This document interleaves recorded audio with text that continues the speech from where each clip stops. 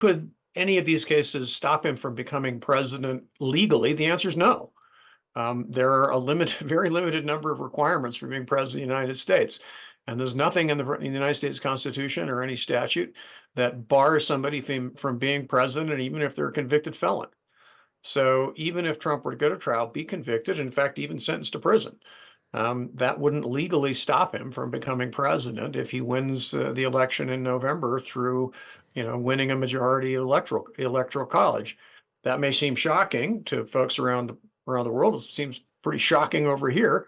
But I think the most shocking thing about it, in a sense, is really not the absence of a legal barrier, but the fact that someone with the plethora of legal problems that Trump has, including, for example, having been found by a New York jury to have sexually assaulted a woman, and then have been found by another jury to owe her, some 80 or $90 million in damages for defamation. I mean, that in any previous era of American history would have utterly demolished the candidacy of any person for president, and yet somehow it doesn't for Trump. The judge overseeing Donald Trump's election interference case in Georgia has dismissed 3 of the charges against the former president.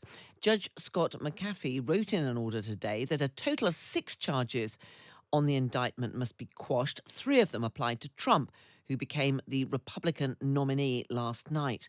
The former president will still be tried alongside a number of others over alleged attempts to overturn the result of the 2020 presidential election in the state. Well, Frank Bowman is author of High Crimes and Misdemeanors, A History of Impeachment for the Age of Trump, and joins us now. Hello, Frank. Hello, Carol. Nice to be with you. Really good to have you with us. What do you think is the significance of what we've heard from this case in Georgia today? I think it has very little significance at all.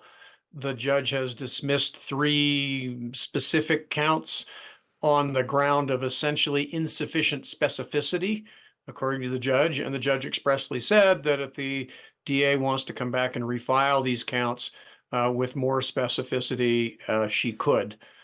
This is a procedural glitch that in federal cases could be solved with simply the filing of something called a bill of particulars. In any case, the dismissal of these 3 counts doesn't affect the fundamental charges against Mr. Trump of trying to overturn the election in Georgia. I mean, that said, of course, the real question is whether that Georgia trial is going to actually happen anytime soon, or certainly before the election. So he is, though, still liable to face charges there in Georgia. So, as you say, the timing, we still don't know when that's going to be.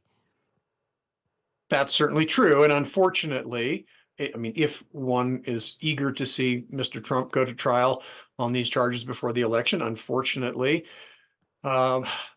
delay has occurred in the Georgia case, largely based on what one might call some unfortunate personnel choices that DA Fani Willis made. Hiring a guy with whom at various points she concedes she had a personal relationship, which led, as the night follows the day, to a motion to disqualify on supposed grounds of conflict of interest and a long set of hearings on that, and so forth and so on. Ultimately, one expects that there will be a trial down there, but whether it will be before November is anybody's guess. So you think the fact that Donald Trump's lawyers will be able to point to that relationship in Georgia could mean a further delay to the case? Well, it's already created for a delay. If memory serves, the case was supposed to go to trial sometime in March, and that calendaring has been pushed back by this long series of hearings regarding the relationship of DA Willis and this prosecutor that she hired in from the outside. So plainly, there have been delays, and there are likely to continue to be delays. So who knows whether that thing will happen anytime before the election. The significance of Georgia, of course, was that Donald Trump, after the last election, He made that call, didn't he, to Georgia's Secretary of State. All I want to do is this. I just want to find 11,780 votes, which is one more than we have, Trump is reported to have said. And that has been very widely reported, hasn't it? It certainly has, and that quote, which pops up everywhere, is of course really only one part of a program of attempts to influence the Georgia state government, not merely the governor, but Secretary of State, various election officials. There was plainly a concerted effort by Trump to intimidate those people or influence them into changing vote counts down in Georgia. Um, and that of course, is not only the basis of the Georgia case, but it's one component of the case that's going forward in Washington, D.C., charging Trump with essentially attempting to overturn the election. Nonetheless, none of this seems to be having much of an effect on Donald Trump. We now know that he's going to be the Republican candidate back on for a rematch against Joe Biden, who's confirmed as the Democrats' candidate. Joe Biden's been out touring swing states. But at the moment, Donald Trump seems to be ahead in the polls, doesn't he? He seems to have a narrow but fairly clear lead over his opponent. I mean, that's certainly what you see in some of the polling averages. I don't know how much credence to give any of those things at this point, this far out. I think we can say that that at this point it looks like it's going to be a very close election. If I had to bet a lot of money, I'd still bet that Joe Biden will win.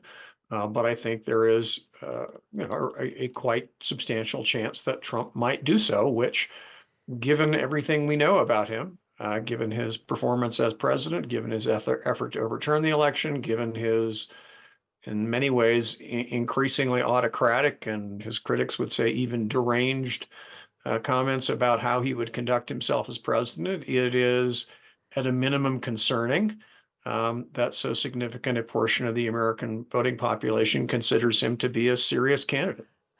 And do you think, I mean, there are obviously so many other legal cases. It's not just the Georgia case, he's got a whole series of other cases pending.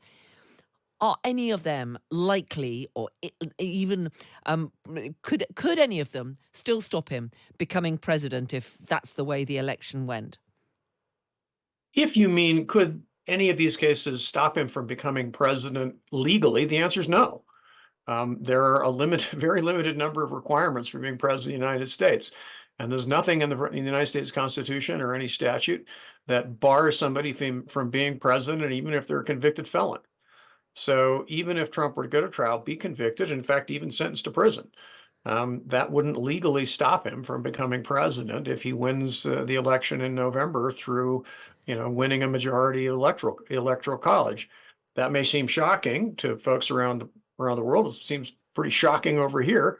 But I think the most shocking thing about it, in a sense, is really not the absence of a legal barrier, but the fact that someone with the plethora of legal problems that Trump has, including, for example, having been found by a New York jury to have sexually assaulted a woman, and then have been found by another jury to owe her, some 80 or 90 million dollars in damages for defamation. I mean, that in any previous era of American history would have utterly demolished the candidacy of any person for president, and yet somehow it doesn't for Trump, for his loyalists. Every legal setback, every finding by a judge, by a jury, every indictment somehow or other amounts to yet more proof that he is merely put upon by deep and as somehow unidentifiable forces. Frank Bowman, author of High Crimes and Misdemeanors, A History of Impeachment for the Age of Trump. Really good to speak to you. Thanks so much for joining us. My pleasure. Thank you.